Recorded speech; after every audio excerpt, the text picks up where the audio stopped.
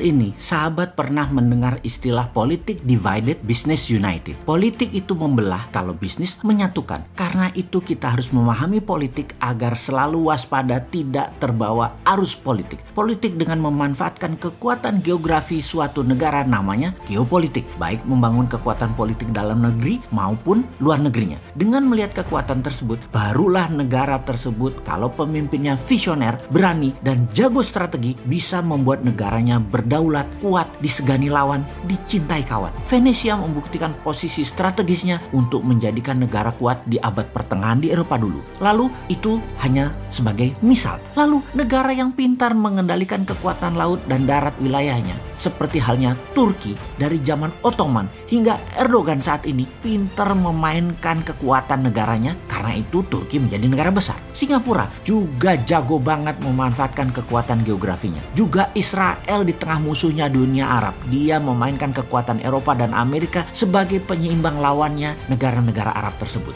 Banyak daerah strategi seperti Panama, Mesir, Taiwan, Hong Kong memainkan cantik wilayahnya. Namun banyak juga yang tidak pandai. Salah satunya adalah negara-negara Arab. Lokasinya strategis, sumber daya alam minyak dan gas strategis. Tetapi negara Arab tidak bisa menjadi negara superpower. Makmur iya, superpower atau negara besar, big country, tidak bisa. Atau dibacanya tidak boleh. Jadi yang membuat tidak boleh adalah negara besar dan negara superpower. Mereka rule the world saat ini. Karena itu dalam kacamata pertahanan negara, negara besar punya nation interest, punya tujuan bernegara terhadap negara lain. Dan kita harusnya membaca dengan teliti, karena nation interest negara lain menjadi nation threat, negara lemah. Menjadi ancaman kedaulatan negara lemah, nation interest negara besar lainnya. Kita bahas ini sejak lama. Kita kembali lagi agar paham bagaimana cara bernegara agar menjadi negara berdaulat. Agar Indonesia tidak goblok-goblok amat seperti negara-negara yang tidak berdaulat lainnya. Kita ini harusnya lebih besar dari Turki,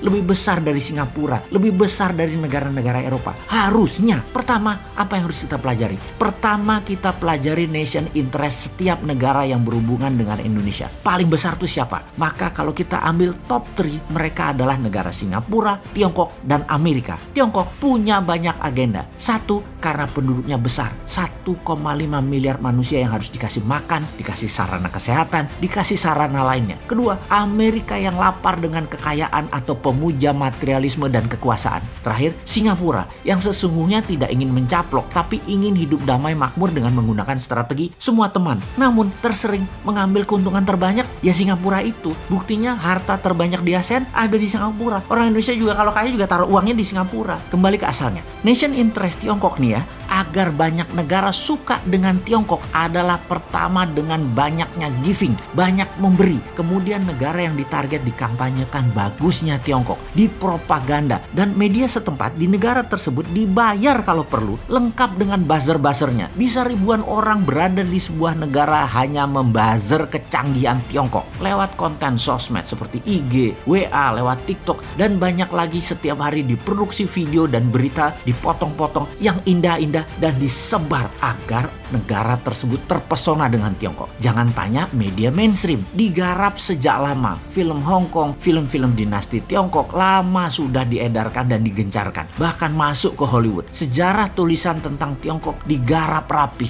Itulah Kementerian Propaganda yang pegang dari Tiongkok. Semua informasi tersebut diorkestra dengan baik. Setelah media, apalagi yang digarap? Yang digarap adalah kebijakan-kebijakan bernegara, parlemen, dan partai-partai negara yang akan ditarget. Digarap setidaknya individunya. Orang mereka dalam tanda petik payroll, digaji, diopeni, diurusi, dimakmurkan dalam bahasa sederhananya. Namun bagi mereka yang tidak paham idealisme bernegara, semua itu seperti business as usual, kayak lagi bisnis biasa aja. Padahal mereka ini diarahkan untuk memuja Tiongkok, tetapi di kepala mereka ini bisnis kok gitu ya.